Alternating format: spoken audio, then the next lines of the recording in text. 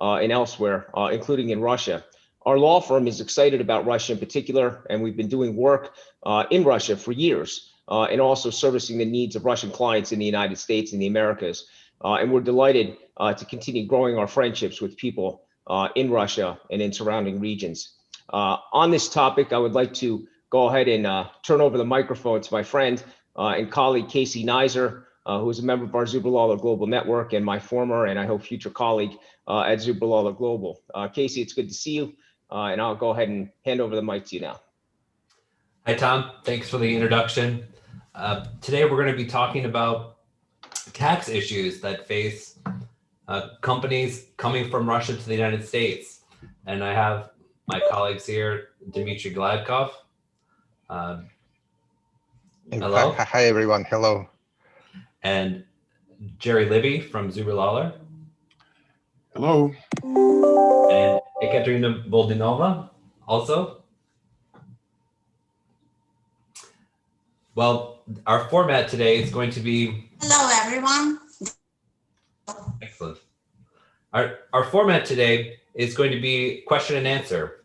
And I'm going to start from the perspective of a startup company that has developed its technology in Russia, for example, in Moscow, and they're thinking for our next step, we want to come to the United States.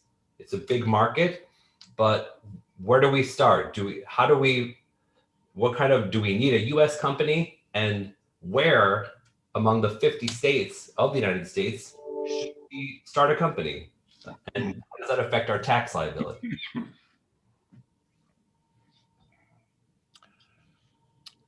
Well, I guess, Casey, I should kick it off.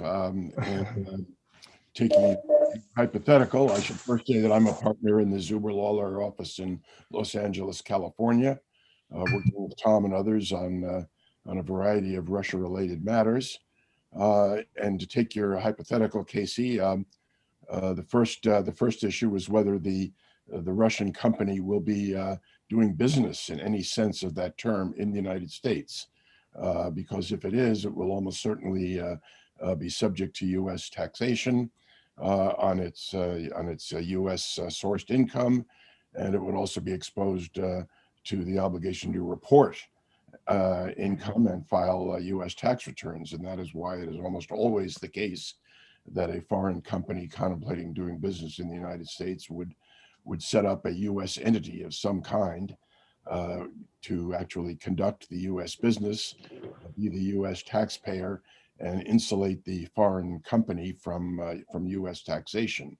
The issue of what type of entity to establish in the United States is a somewhat complex one. There are two essential options. One would be a U.S. corporation, and the other would be a U.S.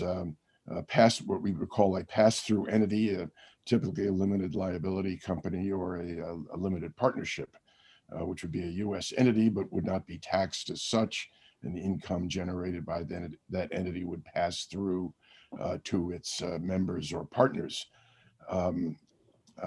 So that's a threshold issue.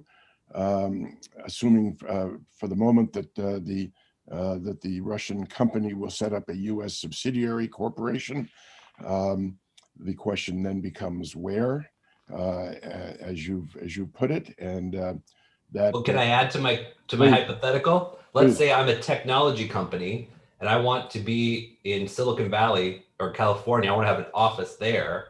I want to raise money there. Do I have to incorporate in California? Well, you've identified a critical issue, and the answer is no. But if the company will have a physical presence in the sense of employees, an office, a warehouse, doesn't sound like your tech company may need a warehouse, but certainly an office or employees in California, then it's not going to be able to protect itself from California taxes by incorporating somewhere else. The fact that it has its employees and business operations in California will almost certainly subject it to California state taxation, in addition, of course, to the federal tax liability, which would be apply regardless of where it's incorporated. So if your hypothetical client will have a physical place of business in California, there will be no particular benefit to incorporating elsewhere because it will have to file California tax returns and pay taxes on its California sourced income. And it sounds like most of its income would be, in fact, California income. Well, Jerry, sorry, Casey. Jerry, immediate question. Is it possible to set up a branch in US? Russian company not establishing a subsidiary, but rather establishing a branch, like for initial stage, just to understand whether there is a market for this technology, or well, it certainly would be, but that would negate the corporate separateness of having a separate corporation in California. If the Russian company has a branch in the United States, by definition, the branch is part of the head office. It's one and the same entity from a tax standpoint. So that means that the Russian company is present in the U.S., is doing business in the U.S. through its branch, and the corporation would be required to file U.S. federal and state tax returns on its reporting all of its income. It wouldn't be taxed on all of its income, but it would be reporting it. And furthermore, apart from tax issues, the foreign corporation would then be subject to the jurisdiction of the local courts in most types of disputes. So that's a secondary reason why most foreign companies seeking to do business in the U.S. do so through a separate entity, a subsidiary, perhaps, as opposed to setting up a branch. just to shelter themselves from litigious US